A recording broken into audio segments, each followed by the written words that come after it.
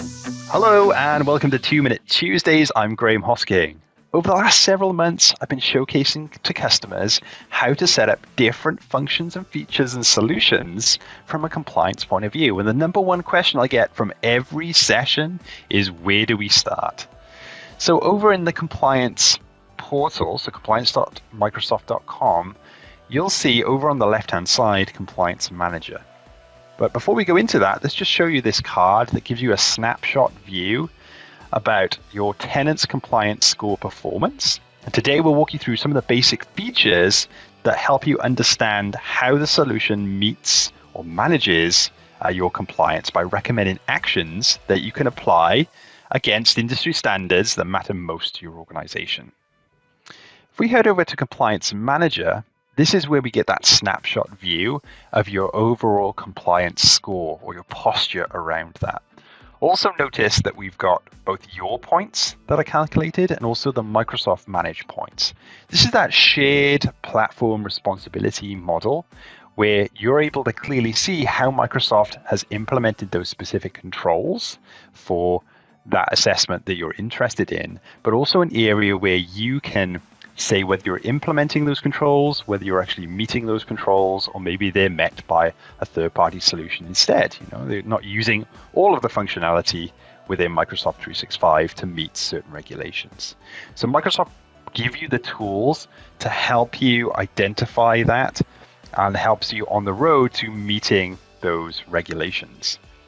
So by default, Compliance Manager gives me a score based on the common regulations and standards, specifically around Microsoft 365 data protection baseline, which is a set of controls that identifies key regulations and standards for data protection and general data governance. And this baseline draws elements primarily from NIST and ISO, as well as FedRAMP and GDPR and such others.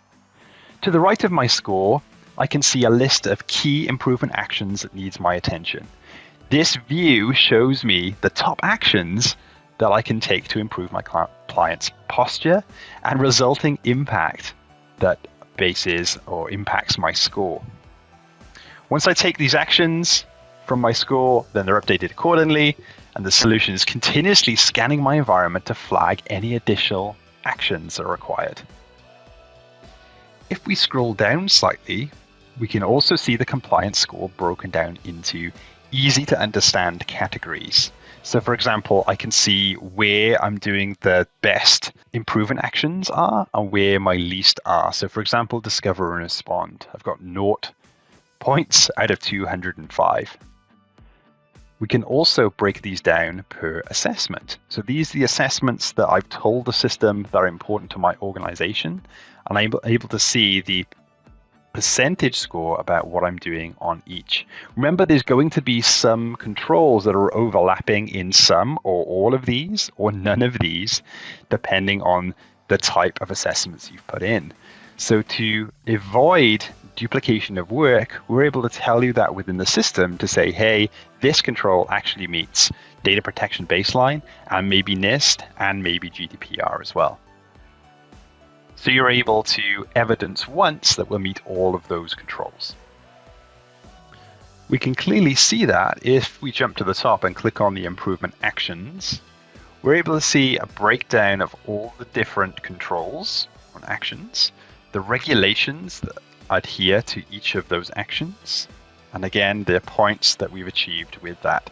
You can also see these pending updates as well. So if we click into those, Microsoft is telling you that there might be a change in the way that the calculation is met, or maybe there's an update to that specific regulation or that directive.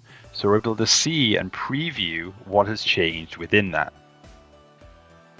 We can see that there's one assessment impacted here, but there's 2 total changes. If I click on change details, I can very clearly see what the change is and what the impact is for that specific assessment. So let's show you how we go in and actually create a new assessment. So let's go back to Compliance Manager. We can click on Assessments. And these are the assessments that I have already set up for my environment. And I can click on Add Assessment. Now you'll see there are a number of different included templates and premium templates that you can choose from. At this point of time in the recording, there's 272 items within here. So for example, if we wanted to pick up GDPR, we can select that template. We can give it a name.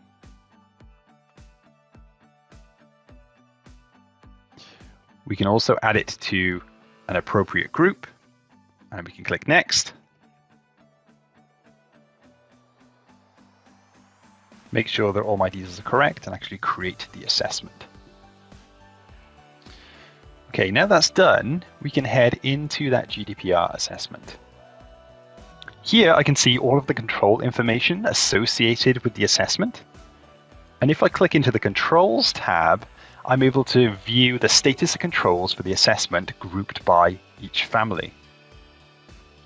Now this is a pretty blank template. I haven't gone through and added my controls yet. So we can see that some things are still in progress or don't have a status, or in this instance, I have 15 that have failed. If I scroll down, I can also see the family of controls. So if I drill into controller and processor, maybe we want to find more information about consultation of data subjects, or we can also see where the Microsoft controls are. So maybe data protection by design and default by design. If we go into that, we're able to see the individual controls that are meeting that. Over on the right-hand side, we can also see the Microsoft actions that are related to this family of controls. And when we dig into that, we're also able to see whether that was implemented successfully, whether it passed, what was the implementation date, and the implementation notes that were provided by Microsoft. Remember, this is a living document. So we, as Microsoft, also update this and give you a status about each control. But also it's a living document for you to go into to also implement those controls or assign those tasks to individual people and also upload evidence to that. We'll get into that in a little bit. So heading back up to the control family, here we can see a breakdown of the improvement actions. So in addition to all of the actions that Microsoft took to meet the control requirement over on the right-hand side. But like I said, we have failed controls that we might want to filter on. So going back up to the GDPR assessment, I'm able to change and filter the status to show me just the failed controls and drill into those and find out why they failed. Let's go into the top one. We can see this one, establish a privacy program has failed with a medium risk. We can see the implementation date. And if we go into the testing tab, we can also see the status that was applied, any additional testing notes as me as the user of this or the customer of this, and also the test date. We can also upload evidence the fact of how it was created or evidencing the fact of how it was set up and how we're actually meeting those individual controls.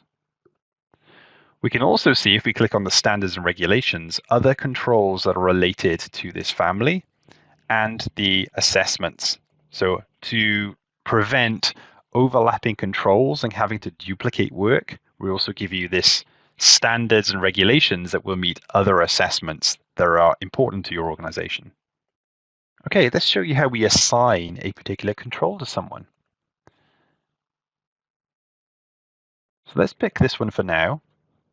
Establish an information security program.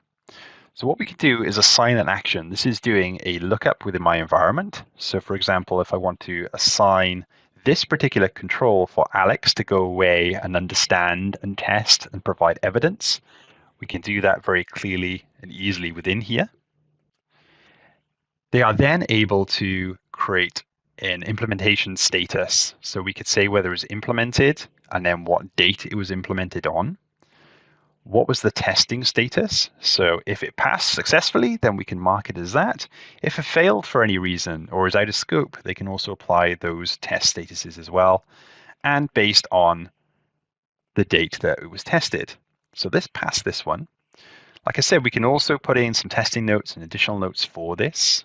If we go across to documentation, we can also upload a document that includes the evidence of that testing and that control. Similar to the action that I just shown you, there's clear guidance about how to implement each of these controls. Every organization is different, so you might want to understand how Microsoft is suggesting that you implement those controls and in what way. And the difference is this action doesn't have an automated assessment yet. However, I can edit the status here and provide the control status manually. So once we're happy with that, we can click on Save and then go back up to our family of controls. Once assessments are successfully tested and passed, then the points are accrued into your overall assessment. So depending on the controls and what those controls are meant to do means how many points you'll get for each of those family or those individual controls. So if it's mandatory, for example, which is preventative, then you get 27 points. But if it's more of a corrective thing, then maybe, if it's mandatory, you only get 3 points. If it's discretionary, then you only get 1 point. But in turn, you will see that overall compliance posture go up depending on the controls that you have met. Okay, let's take us back to the top.